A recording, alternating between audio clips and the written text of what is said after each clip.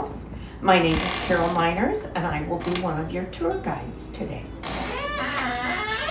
And I'm Sherry Spencer, and I will be your other tour guide today. Peter Miller House Museum was the first house built in Avon Lake.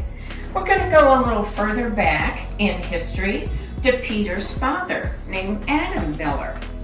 Adam traveled from New York to Ohio in 1819 by covered wagon, where he brought his wife Anna and his 10 children to begin a new life.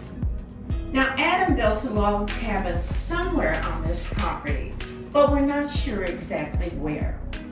Peter Miller was his youngest child. He and his wife Ruth raised 5 children here. Ohio achieved statehood on March 1st, 1803. After becoming a state, Peter built this house approximately 27 years later. We first entered the parlor, and this room was for special occasion. The furniture in this house is not original, but it is from the correct time period.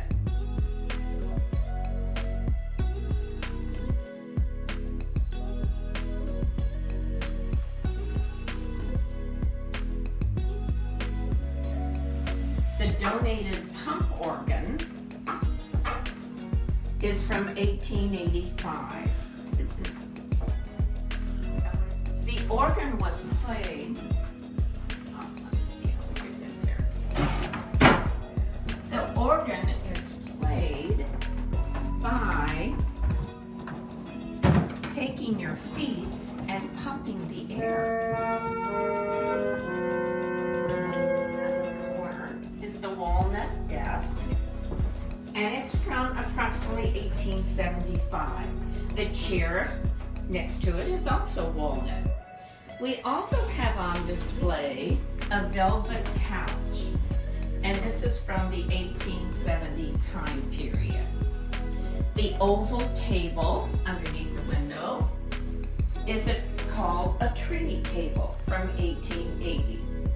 We also have on display a brass kettle and warmer from 1869. Now, the smaller room off of the parlor is called the birthing room, and this is where Mrs. Miller gave birth to her 5 children.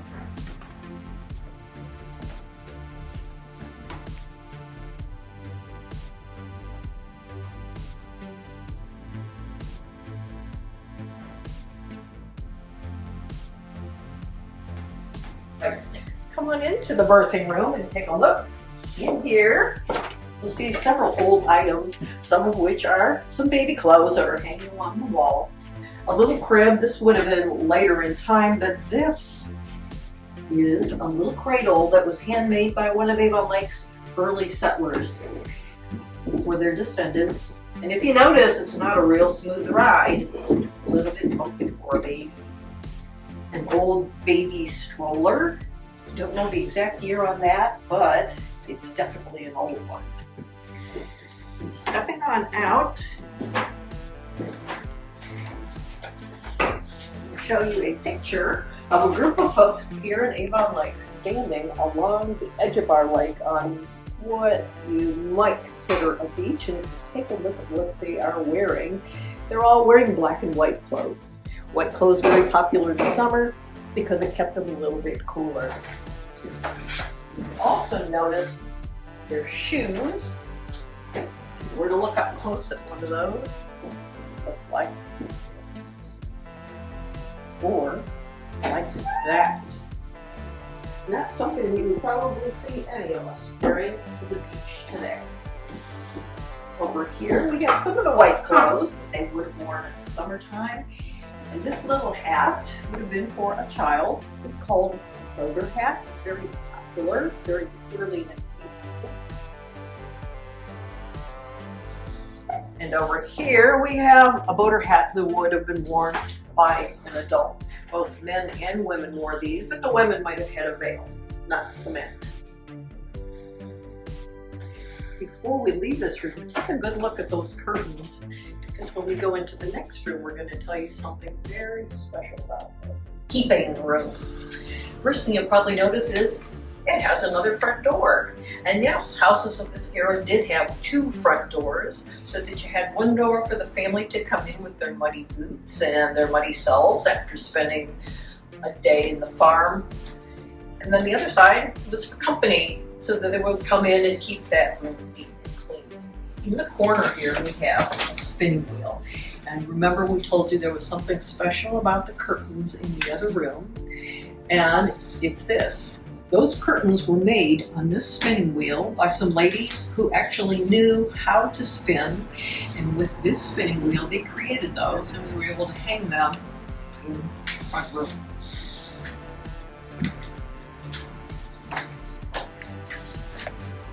This is where the children would have slept. It was up these stairs. The stairs are very, very shallow and very, very narrow.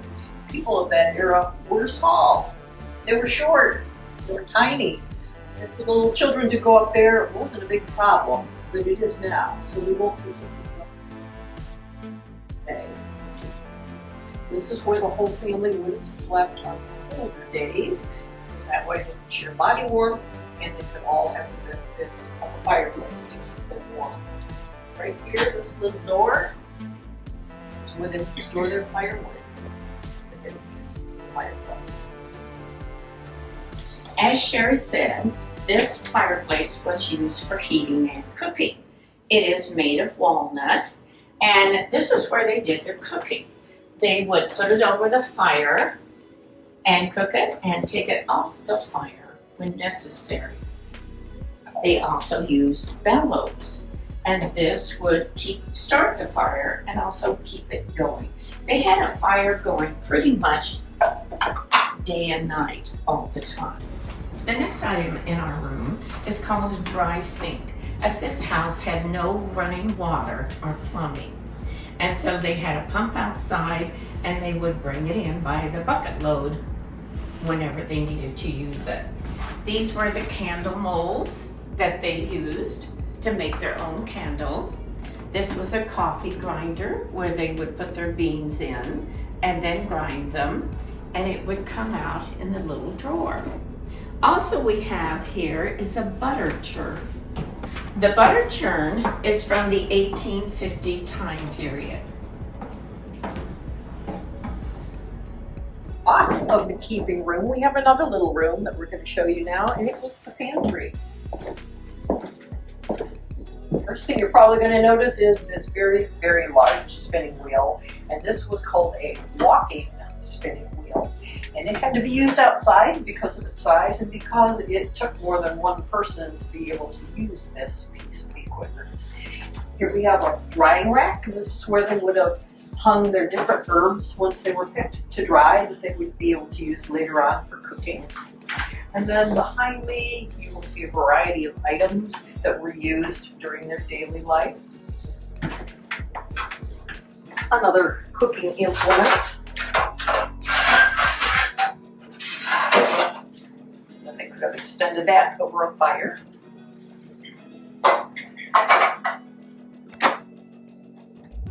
And then some other just various cooking tools.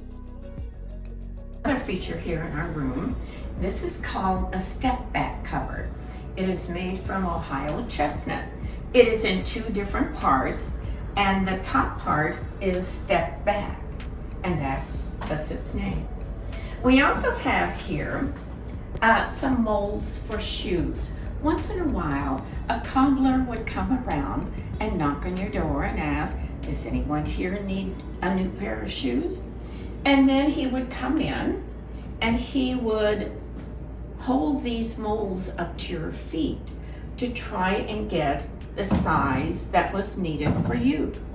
He would then go out to his wagon and make these for you. Many times the shoes were passed down to brothers and sisters if they weren't worn out before they ventured off and bought a new pair. In the middle of the room is called a drop leaf walnut table, and it's from the 1870 period. There are two chairs along beside it, and they are called plank chairs because the seat is made out of one piece of wood. Another thing that was stored here near the fireplace was a big kettle of pine cones, and these were used as fire starters or whenever the fire was running low. Next room here is the master bedroom, and it is a double bed with a Jenny Lind headboard.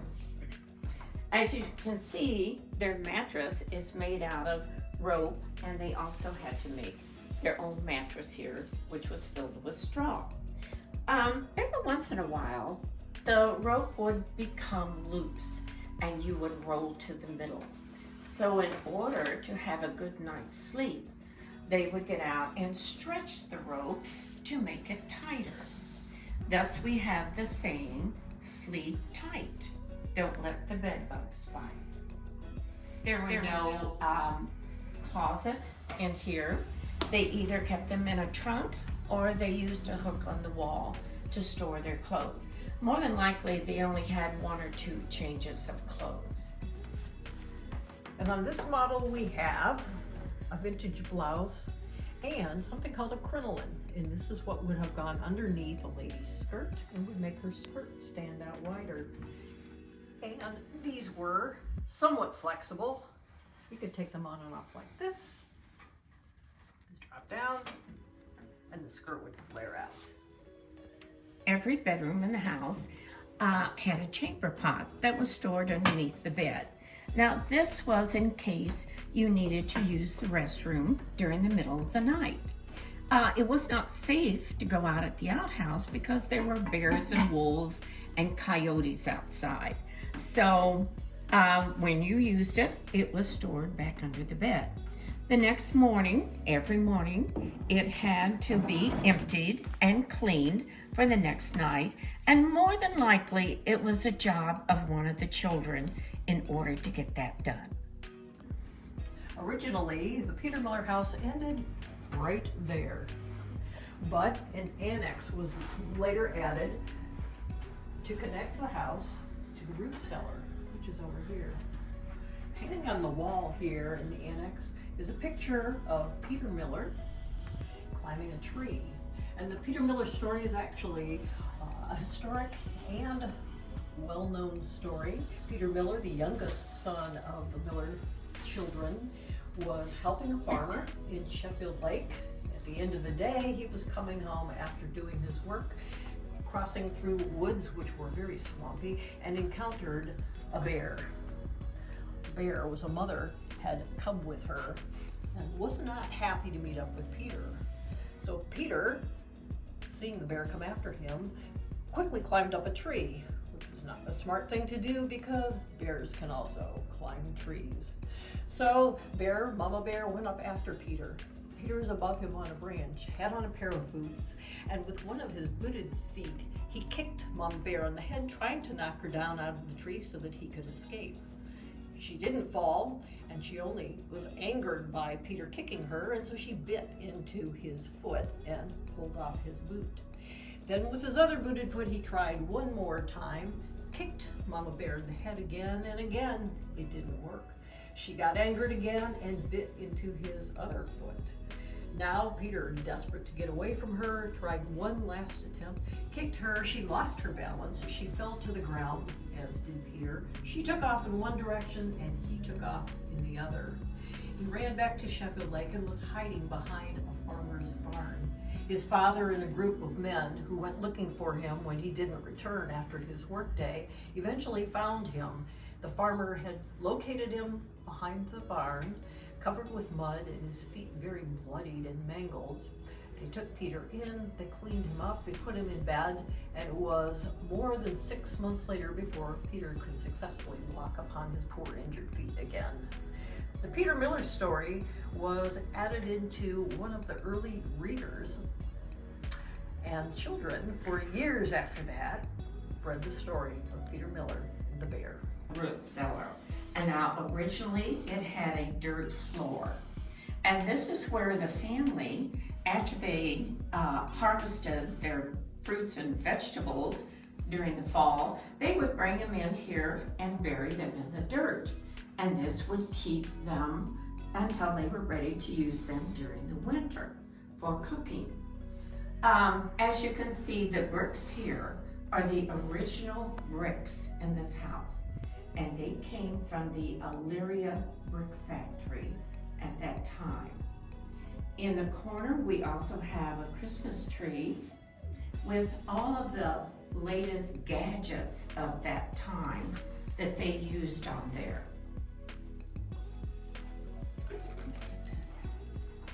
One of the things that is always of interest that was on the tree was a Kodak camera. At this time, this was their camera of the day, and they would go in there and take a picture. Then they'd have to take it to the drugstore and have the film developed. But this was their pocket camera of the day. Thank you for coming and sharing our tour. We hope to have the Peter Miller House open once a month during the summer, so please check the Avon Lake Historical website as to times that could be open. And bring your parents. You can teach them a thing or two about the Peter Miller House. All right, so this is Carol Miners And Sherry Spencer. wishing you a good day.